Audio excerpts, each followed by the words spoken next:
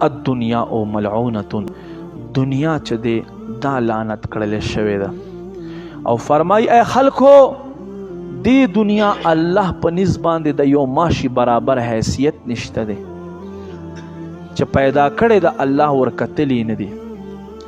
او فرمای کوي نو دی دنیا کې به کافر ته یو ساس کې اوبه هم سکلو د پاره نه ورکړي خو حیثیت نشته دی.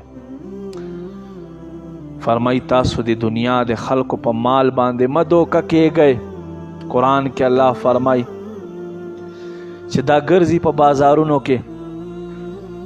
قرآن کې الله صفا الفاظو کې فرمای وای د دې خلکو دا سکون، د دې خلکو دا اطمینان، د دې خلکو دا عیش و عشرت باندې تاسو مخ په دې باندې مخ کېږئ چې دا په حق دی.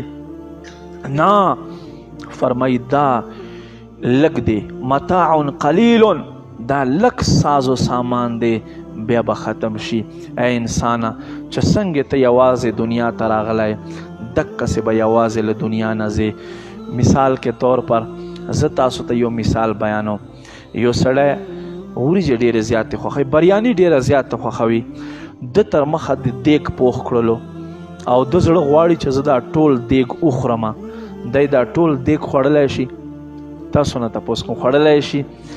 نشي خوړلی. دا دنیا چې دا مونږ منډې ورپسې وهو که نه او دومره خلکو جمع کړې ده چې د دوی اولادونه یې نشي ختمولی، د اولادونه یې نشي ختمولی. 24 ګنټې دنیا دی.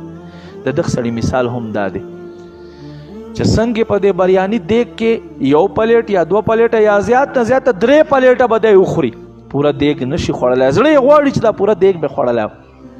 دغسې سړی وایي چې دا کل دنیا یې ما شوې وه، خو دا کل دنیا یې که د شي هم دی څه نشي پې کولی ځکه چې پاته دی.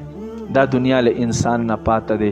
نو فرمای تاسو فقر اختیار کړئ، تاسو عجز اختیار کړئ، تاسو دنیا نه بې رغبتي اختیار کړئ.